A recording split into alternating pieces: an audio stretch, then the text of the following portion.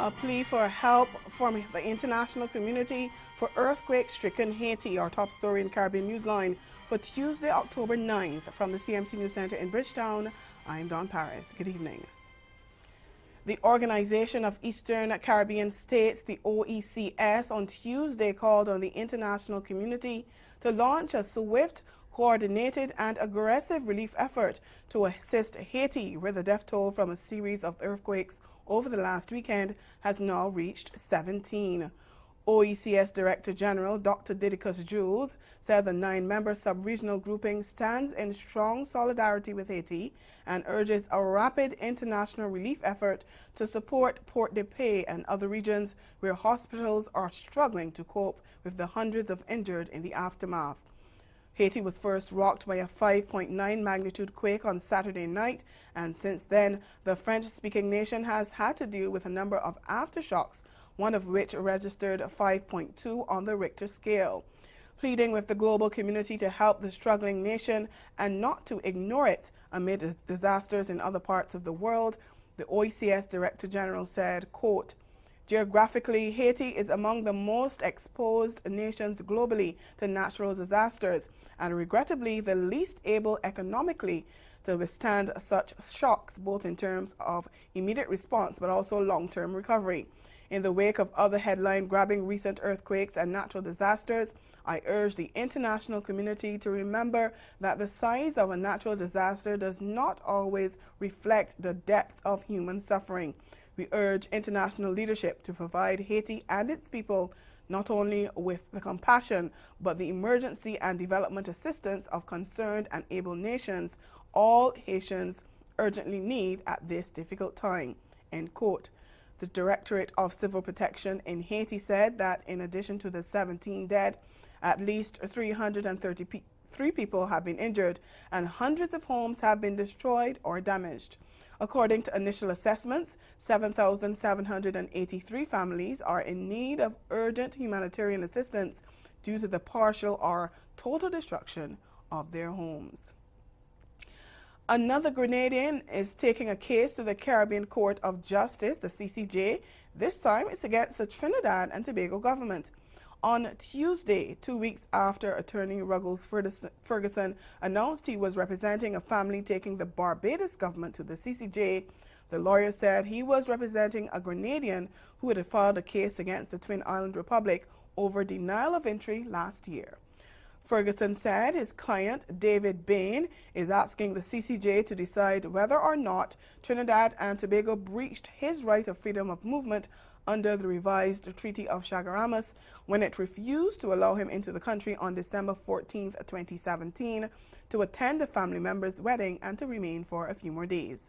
In the matter, which was filed on Tuesday, Ferguson said his client, on arrival at the Piarco International Airport in Trinidad, was detained and questioned by immigration officials in a manner which indicated there was suspicion that he or someone carrying his name may have been previously imprisoned for drug-related offenses.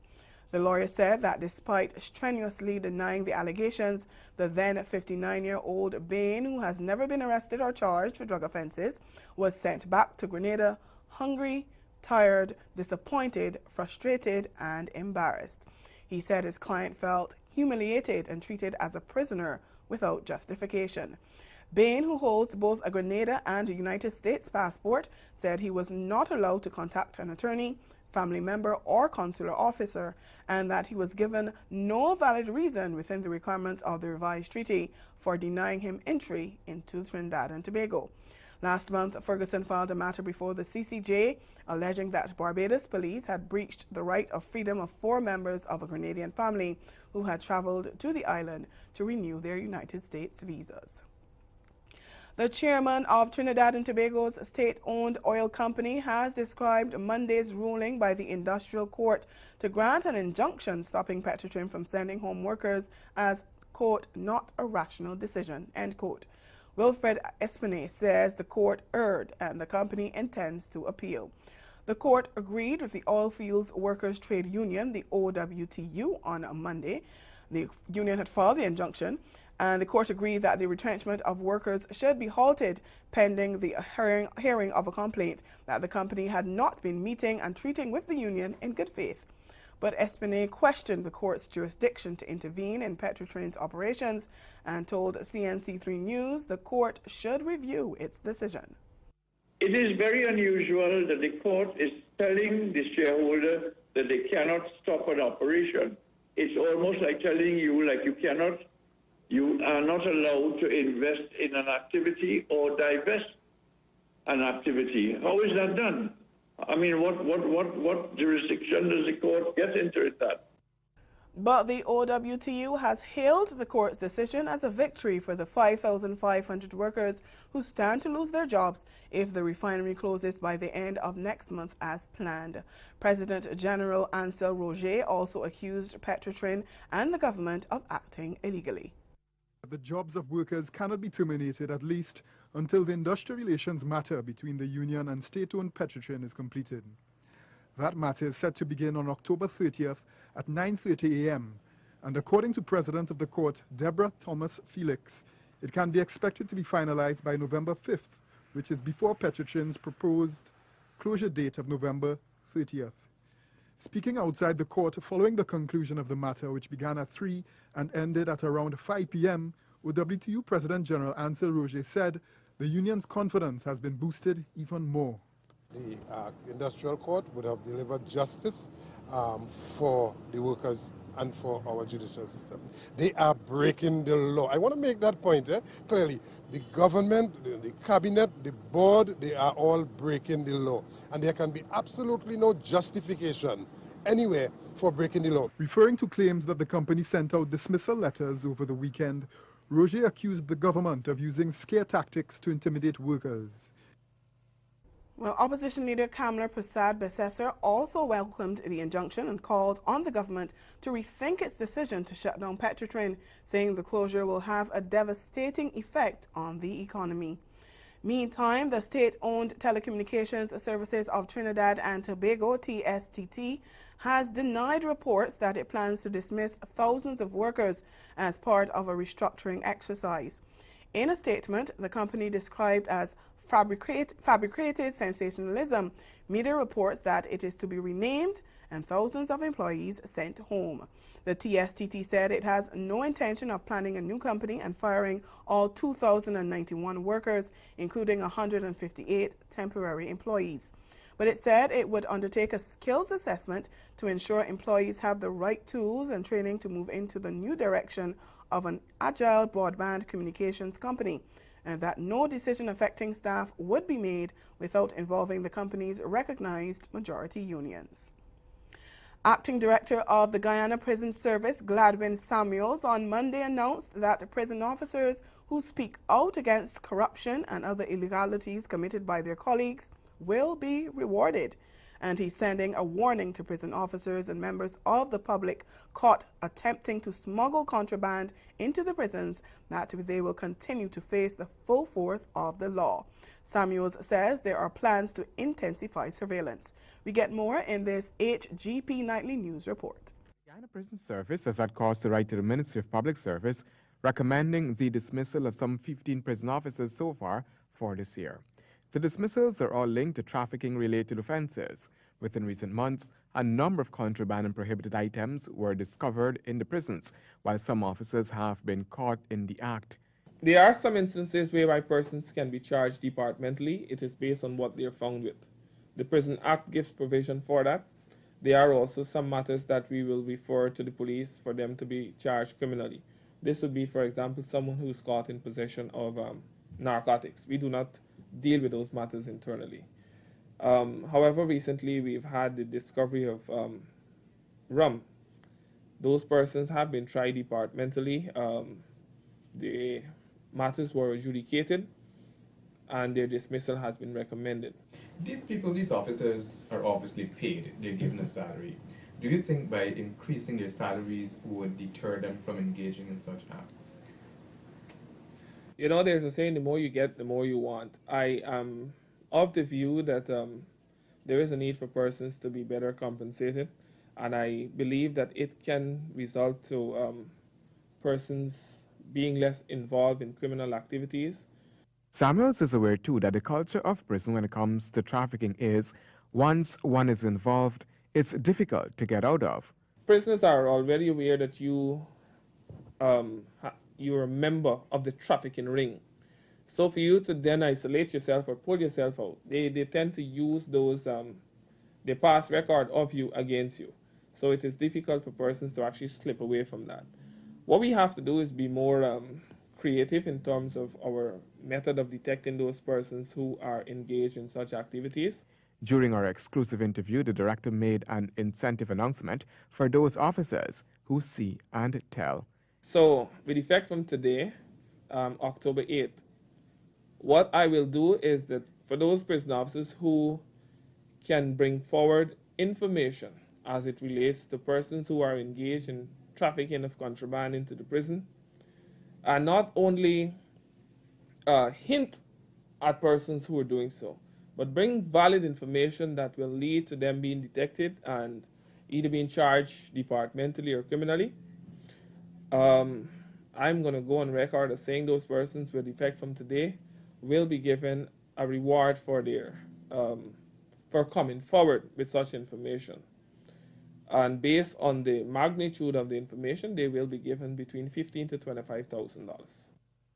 Still to come in Caribbean Newsline, Barbados' former education minister distances himself from the controversy surrounding a medical school given approval under his watch. Stay with us.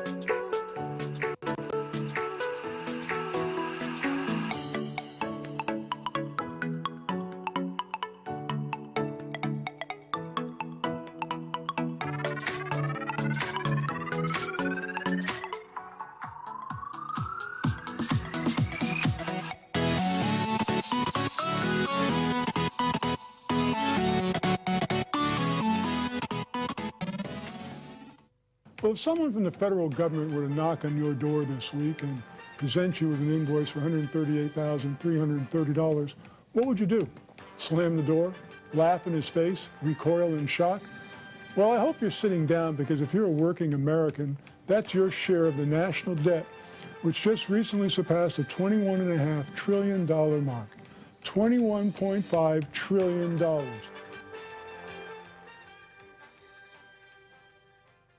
So let's get into this. What does that entail anyway? The ambassador of Carnival. What does that look like?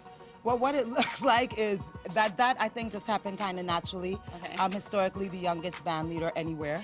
Nice. I've been in Miami Carnival. This will be my 31st time on the stage So when for Miami Broward Carnival. So basically, I think that they're trying to make up for all the homecomings and proms and boys I could have loved instead. You know what I'm saying? That's what they gave me that title.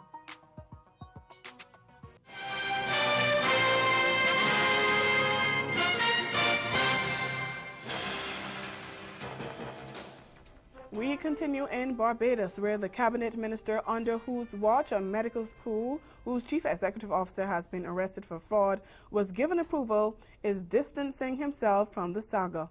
Former Education Minister Ronald Jones is asking that he be left out of anything to do with the arrest and charging of Rao Venkat Gopi, CEO of the Washington University of Barbados. Gopi is said to be a fugitive from justice in his native India. Speaking to local media house Barbados Today, Jones insisted that he had nothing to say either about the man behind the offshore medical institution or the institution's establishment in Barbados under his tenure. What he wanted to make clear, though, is his current status as a private citizen. Nothing. I have nothing to say. Nothing. I'm a private citizen. Now let me enjoy my private life. Not a word. I have nothing to say. Meanwhile, Prime Minister Mia Mottley says her government has had to intervene to feed and house the mostly Indian students left behind without food and electricity following Gopi's arrest. With respect to this, we have a duty now to to ensure that first and foremost that human beings can live and eat. It's a humanitarian responsibility. We are working to see which schools that are in fact accredited here, because there are schools that are accredited and registered. And when we go back home, because the truth is they are distressed and distraught. Secondly, we are also working to ensure, therefore, that we can speak to their governments, because our responsibility first, just as if something happened to you overseas, people's responsibility, first thing they would do is get on to the Barbados government for you. Over in St. Lucia, Government Minister Dr. Ubaldus Raymond says he has accepted apologies from 2 young ladies who had been charged with blackmailing him. Last year, 2 18-year-olds were arrested after nude photos of him were leaked online. The charges have since been withdrawn. We get more in this HGS News Force report. It was all smiles for the previously embattled government minister, Senator Dr. Ubaldus Raymond, the virtual claimant in an almost 2-year-old blackmail case, as he exited the High Court on October 8th. In 2017, criminal proceedings were placed on hold and a mediation process to arrive at a non-punitive resolution ensued.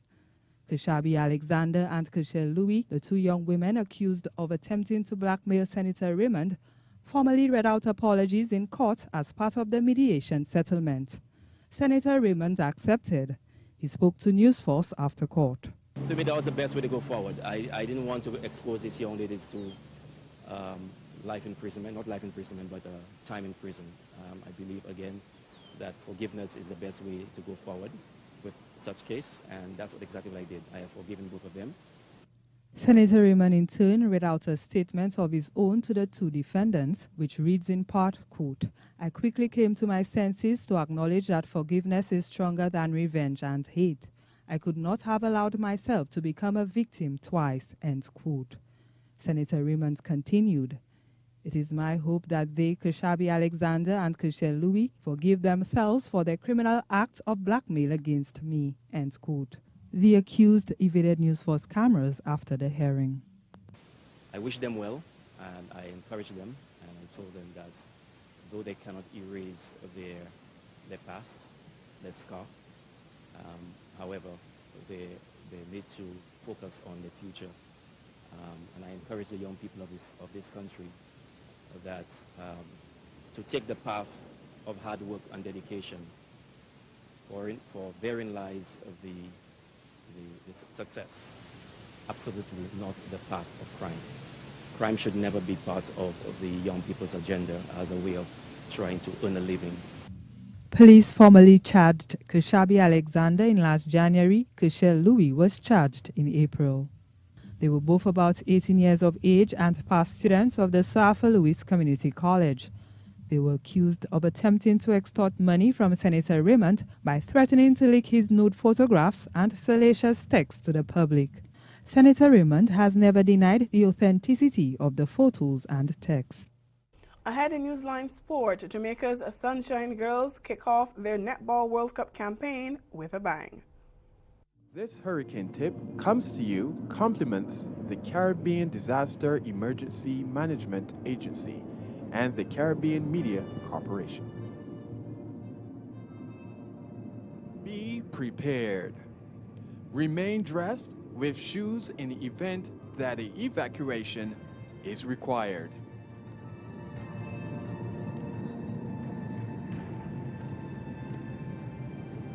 The California Bachelor. Right. Okay, so why do you call yourself a California Bachelor? Because that's who I am and that's what I am. Oh, that's I mean, I'm a bachelor. I'm from California. I live in California. You know, pretty much it came on about as this thing where I felt like we didn't really have something to identify ourselves as, being, you know, guys who were just regular dudes doing our thing, and everybody's like, oh, I want a hoop, or I want a trap, or this or that. And it's like, okay, well, what about the regular bachelors who just out here living life, working jobs, and doing our thing? That's right. And you just want to pick it up with your fork. Now it goes into the egg and the wet mixture. Now it goes into the breadcrumb and the cornstarch mixture. I'm gonna add those battered onions in there. And I'm just gonna let it fry for about 3 minutes.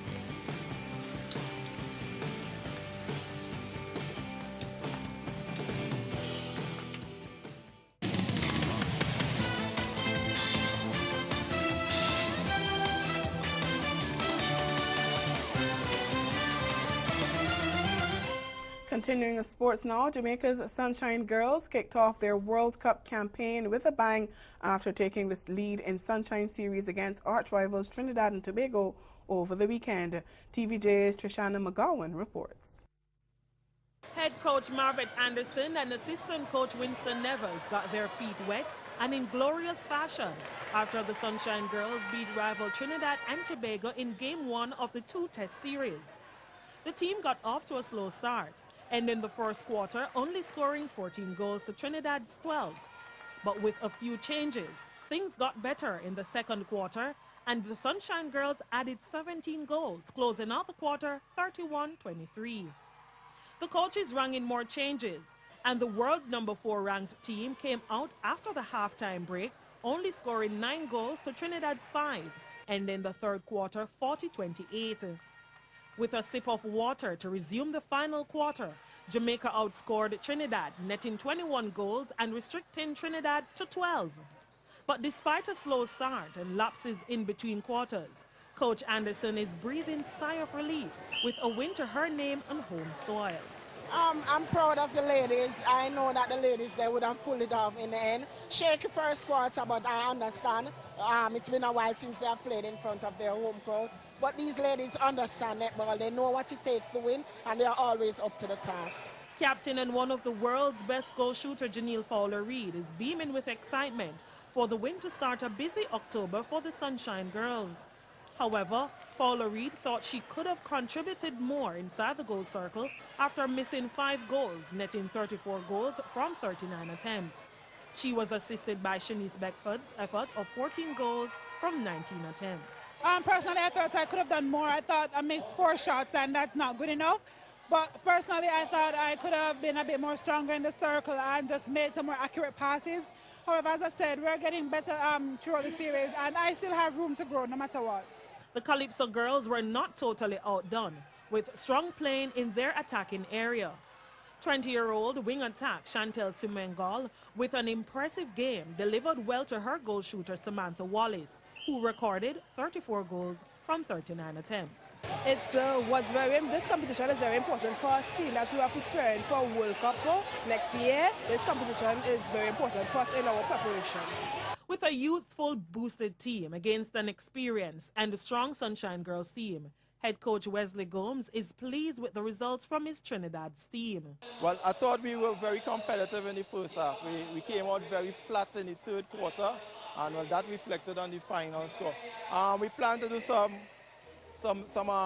drills to drive towards the ball. We kind of were timid on the physical play. I mean, that's the type of play we play at the highest level. So for most of them, it was the first time playing teams at the highest level. So as I said, I'm quite happy with the final score. Switching to cricket now, opener John Campbell's half-century was enough to see Jamaica Scorpions to their 3rd straight win in as many matches as they trounced USA by 7 wickets in the regional Super 50 on Monday. Chasing a modest 145, Scorpions strolled to their target in the 27th over to extend their unbeaten run and remain top of Group B. The left-handed Campbell struck 56 from 72 deliveries, while fellow opener Chadwick Walton got 28 and out-of-favor Test batsman Jermaine Blackwood 22. USA had opted to bat earlier in the day-night contest at Kensington Oval, but were dismissed for 144 in the 43rd over. Tamil Patel top scored with 37, Roy Silva got 27, and David Wakefield and Alex Amsterdam each gathered 25. Left-arm spinner and captain Nikita Miller claimed 3 for 41, while left-arm spinner Fabian Allen and fast bowler O'Shane Thomas picked up 2 wickets apiece. Lewis Hamilton dominated Suzuka from start to finish to win the Japanese Grand Prix and close in on his 5th Formula One world title. On Sunday, Hamilton drove like a champion in waiting. He started on pole following his domination of weekend qualifying, got away nicely from the grid, safely navigated the restart on lap 7 following a collision on lap 4 between Charles Leclerc and Kevin Magnussen, and then hardly put a foot wrong for the remainder of the contest. The 33-year-old Brit's victory saw him move to 331 points and stretch his lead to 67 over nemesis Sebastian Vettel of Ferrari, who could only finish 6th in a further blow to his title chances. And a bit of sad news now. Jamaican Vassel Najir, a veteran jockey at Caymanas Park, has succumbed to injuries he sustained in a freak accident at the races more than a week ago. TVJ's Karen Madden has that story.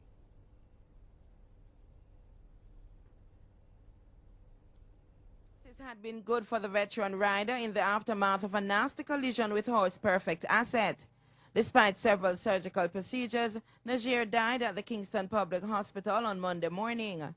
Najir was seriously injured on September 26 when Perfect Asset bolted while being loaded into the gate, and the jockey attempted to redirect the 5-year-old mare into the tunnel, but the animal lashed out at him, flooring the veteran jockey. Najir's widow Janet expressed her feelings at the loss of the man she describes as her best friend. Words can't express how I'm feeling right now. He's my best friend, my partner from I was going to high school we have met. And it's been this way from that time until now.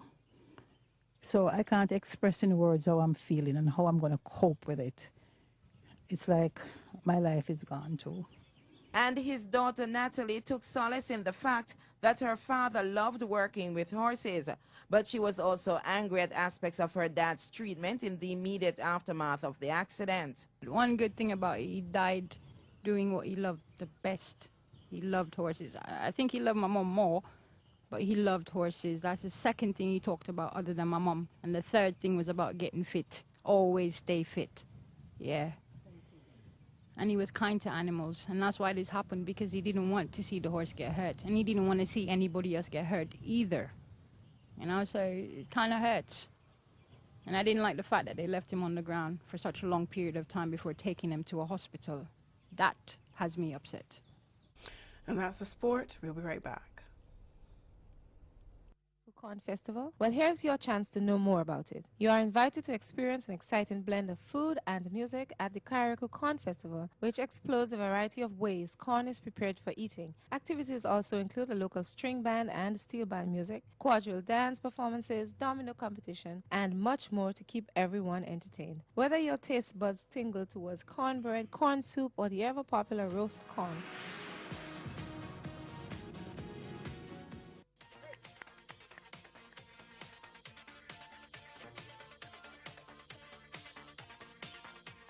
the music that I flew to for my ballet routine was the soundtrack from Titanic, and I think one of the main reasons why I chose that piece of music was because of all the dramatic points that it had, and I know for all those points I can put in some type of figure to go along with the music.